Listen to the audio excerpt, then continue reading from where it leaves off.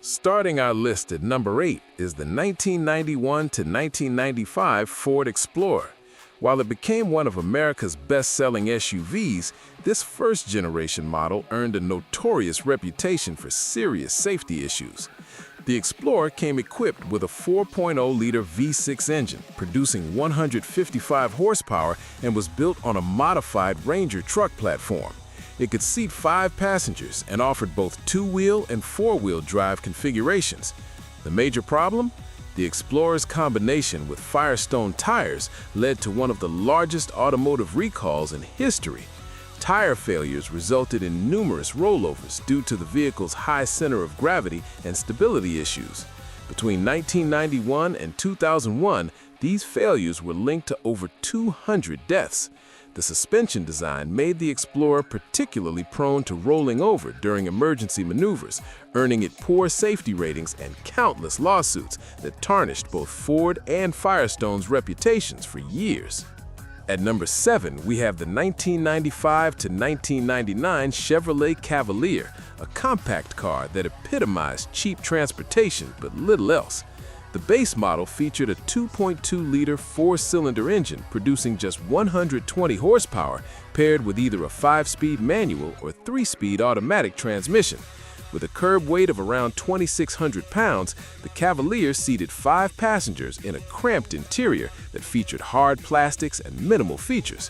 What made the Cavalier so problematic was its overall cheapness and lack of refinement. Owners reported constant issues with the cooling system, including faulty water pumps and head gasket failures. The electrical system was notoriously unreliable, with dashboard lights and gauges failing regularly. The interior materials degraded quickly, with seat fabric tearing and dashboard cracks appearing within just a few years. Road noise was excessive, handling was vague and disconnected, and the braking system felt spongy and inadequate. While mechanically simple, the Cavalier felt outdated even when new, making it transportation without any joy. Number 6 brings us the 1990 to 1994 Chrysler LeBaron, a convertible that promised American style but delivered mechanical nightmares.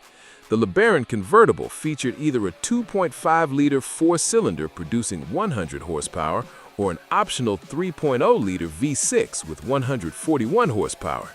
Built on Chrysler's K platform, it featured front-wheel drive and could be equipped with either a 3-speed automatic or 5-speed manual transmission.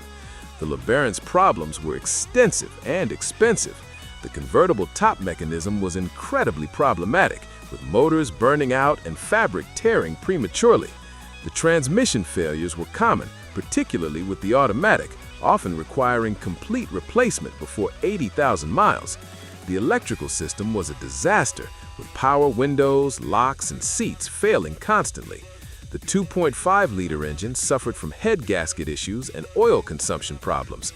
Build quality was abysmal, with interior trim pieces falling off, squeaks and rattles throughout the cabin, and paint that oxidized quickly.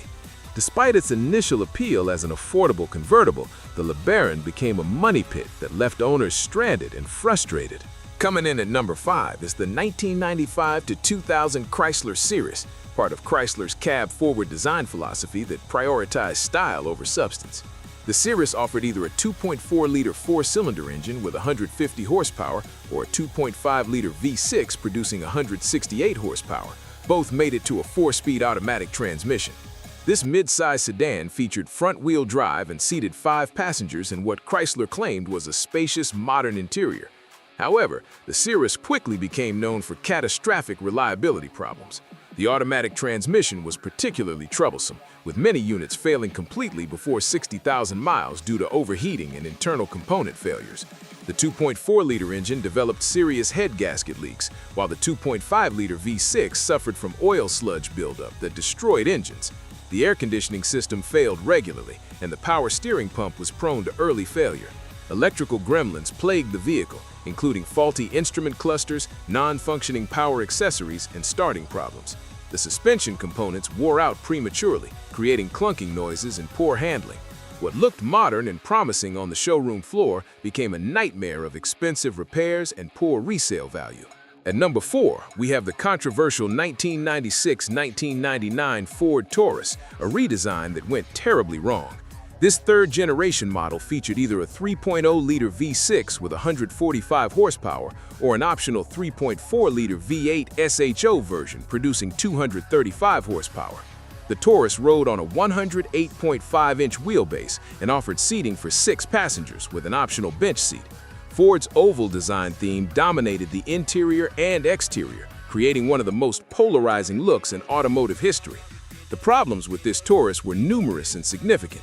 The radical styling aged poorly, with the oval everything design including awkwardly shaped windows that reduced visibility and cup holders that couldn't hold cups properly. The automatic transmission, particularly in the 3.0-liter models, was prone to premature failure, often before 100,000 miles due to premature failure, and engine intake manifolds developed cracks causing coolant leaks and overheating. The electrical system had issues with the instrument panel, power windows, and door locks failing frequently. The interior materials were cheap and wore poorly, with the dashboard developing cracks and seat fabric deteriorating quickly. Sales plummeted compared to the previous generation, and the Taurus lost its position as America's best-selling car, marking a significant failure for Ford. Taking the number 3 spot is the 1991 to 2000 Saturn S Series, General Motors' ambitious attempt to create a different kind of car company that ultimately fell short. The S Series came in sedan and coupe body styles, with base models featuring a weak 1.9-liter 4-cylinder producing just 85 horsepower, while upgraded SL2 and SC models offered 124 horsepower. Built with innovative polymer body panels that resisted dents, the S Series rode on a 102-inch wheelbase and could be equipped with either a 5-speed manual or 4-speed automatic transmission. Despite Saturn's marketing promises of quality and innovation, the S Series suffered from numerous reliability problems that disappointed owners. Electrical system failures were rampant, with alternators and starters failing prematurely, often leaving drivers stranded. The engines were noisy and unrefined, feeling overworked even during normal driving.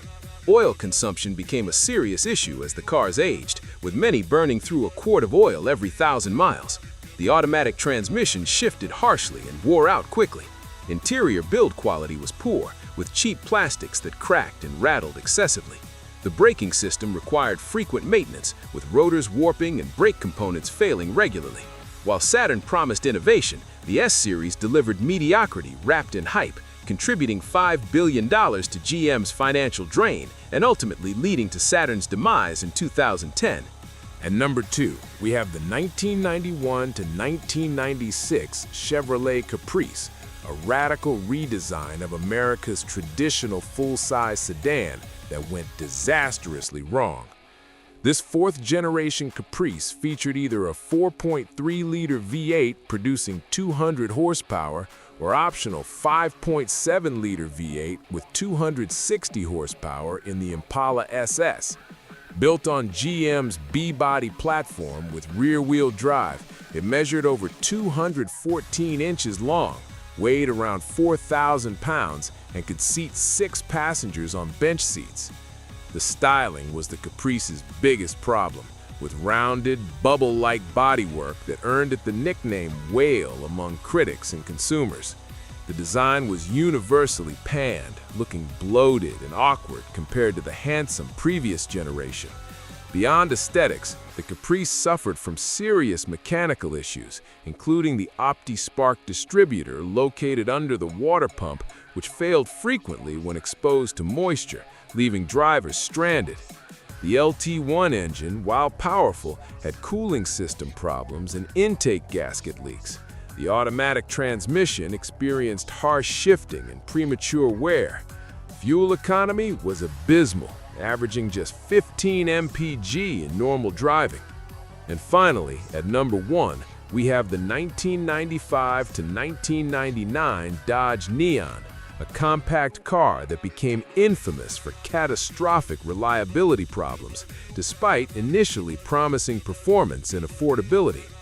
Available as both a 2-door coupe and 4-door sedan, the Neon featured a 2.0-liter 4-cylinder engine producing either 132 horsepower in base SOHC form or 150 horsepower with the optional DOHC version.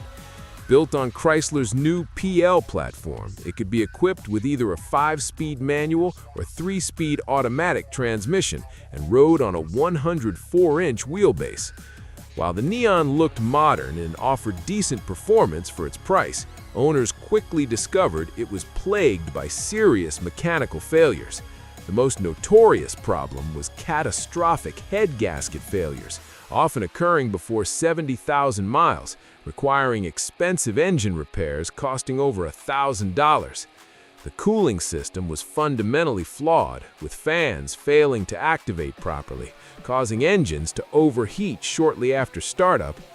Oil consumption became excessive as engines aged, with many burning through a quart every 1,000 miles.